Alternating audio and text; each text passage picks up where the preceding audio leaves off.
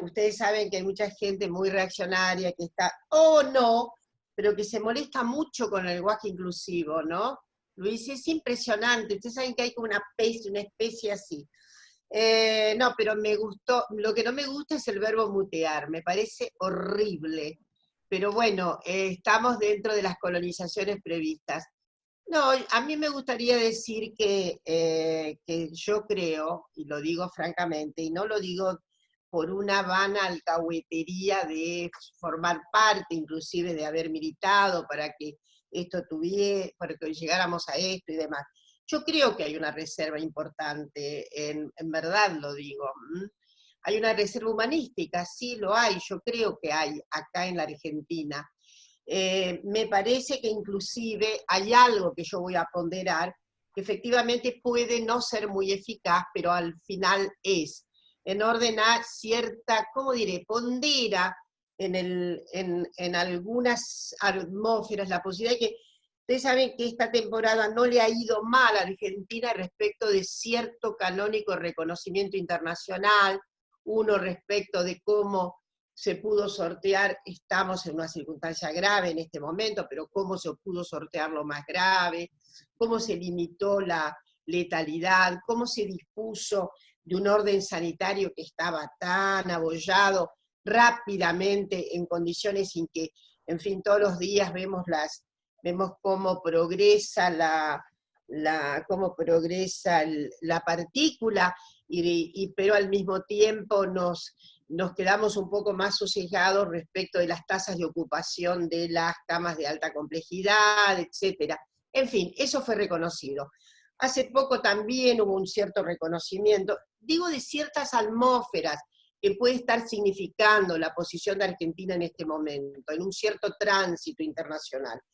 La cuestión de que también a la Argentina le llegó una buena advertencia internacional, digo advertencia en el sentido no de ser advertida, nada admonitorio, todo lo contrario, respecto de cómo se había podido encarar alguna medida un poco más eficaz para resolver lo que sabíamos que iba a ocurrir, y que ustedes saben que hubo un incremento de la violencia doméstica que llega a más del 40%.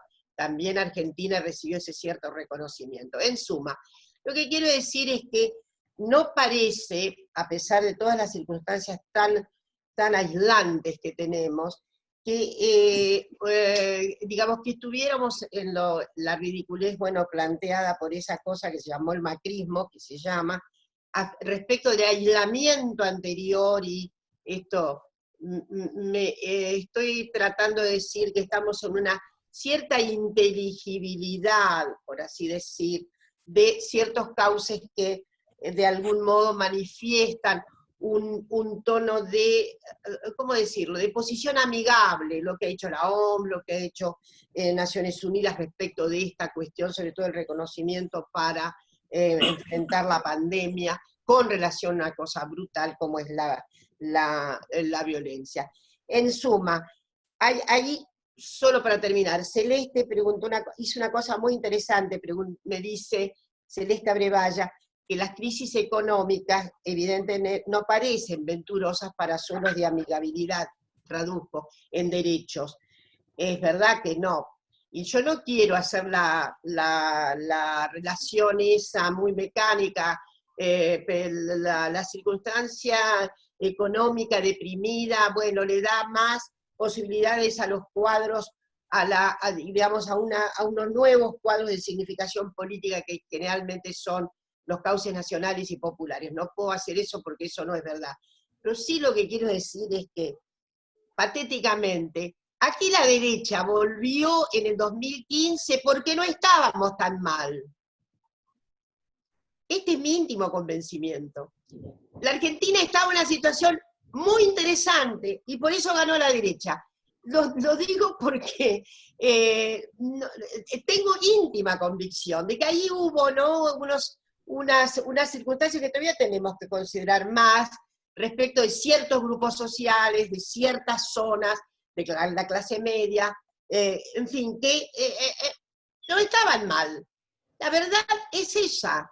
Si en el 2015 hubiera habido por ahí, bueno, tal vez, bueno, era difícil consagrar tal vez la misma fórmula, pero creo que la Argentina devino derecha porque había una cierta situación que tenía una cierta estabilidad para muchos sectores que efectivamente se engolosinaron con la posibilidad de que algo había que cambiar, algo había que cambiar. Ustedes recordarán que era un sintagma tremendo en mucha gente, y les habrá pasado a ustedes con estos términos, que mucha gente decía, ah, bueno, pero algo hay que cambiar, algo hay que cambiar. No, sé, no pero algo hay que cambiar, ¿no?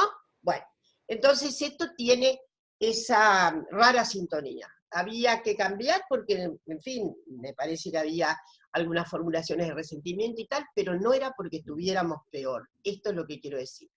En fin, sí, lo que pienso es que en Ecuador las cosas están muy graves y que no a menos que haya sí, puede haber cuestiones gravísimas, ¿no? Un deterioro total, absoluto, de fraudes, etcétera, etcétera.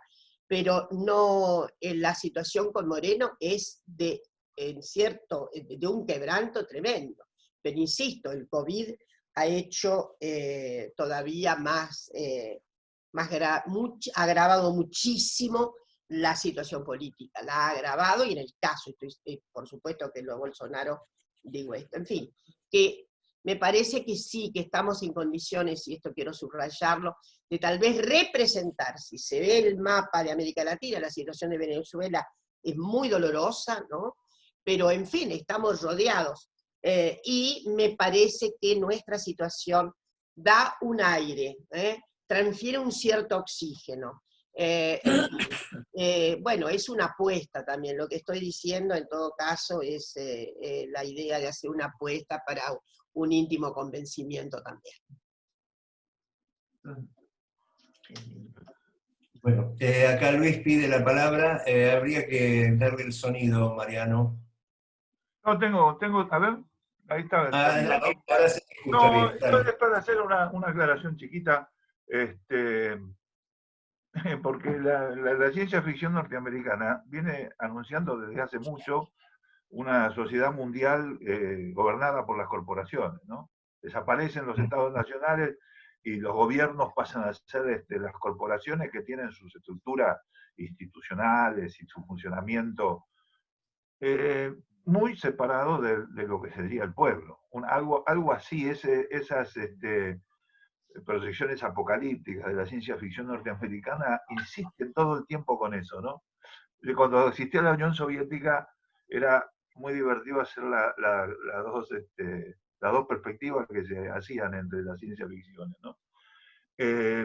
Yo lo que decía ahí es el tema de las corporaciones, asumiendo tan públicamente esa responsabilidad en relación a un país. El peligro que tiene todo eso es que frente a una ofensiva, el surgimiento de una nueva fuerza política,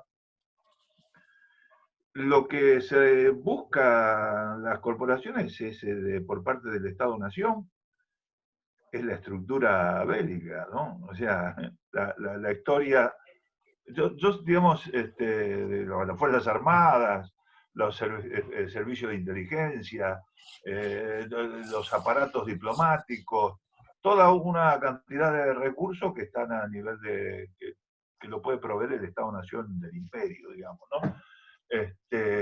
Cosa que la globalización había generado esa especie de ilusión donde ese esquema se ocultaba, digamos, ¿no?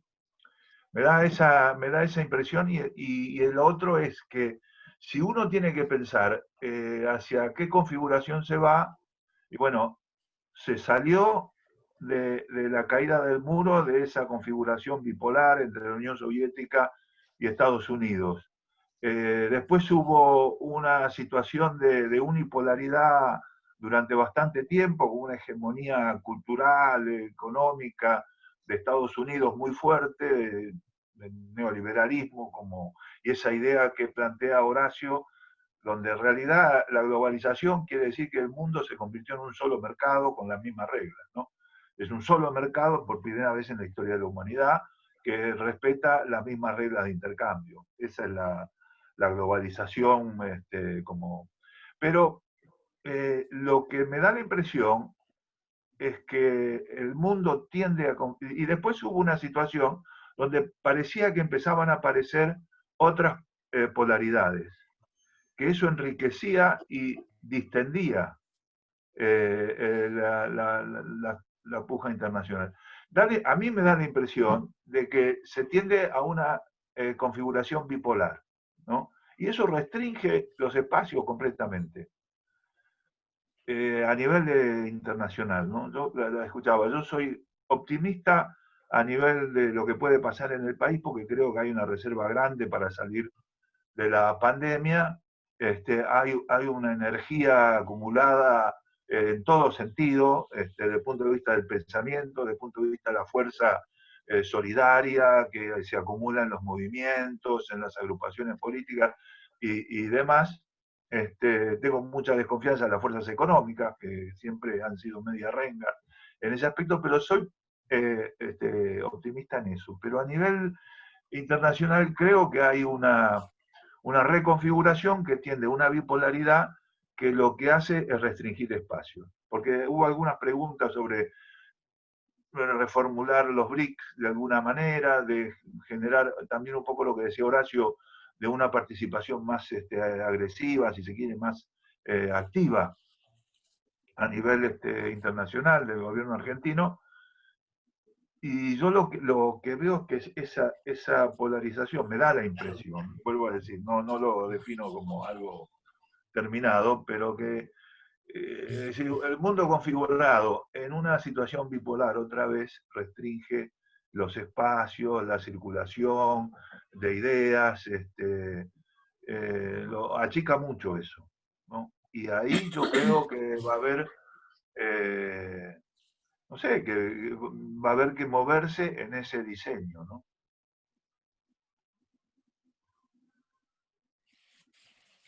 Horacio, ¿vos tendrías interés en seguir hablando? Está muteado, Mariano. Sí. Es malo mutear a todos. Te das cuenta que tiene gente que tiene que estar habilitada. Mariano. Sí, estoy. Ahí le estoy dando. Ahí está.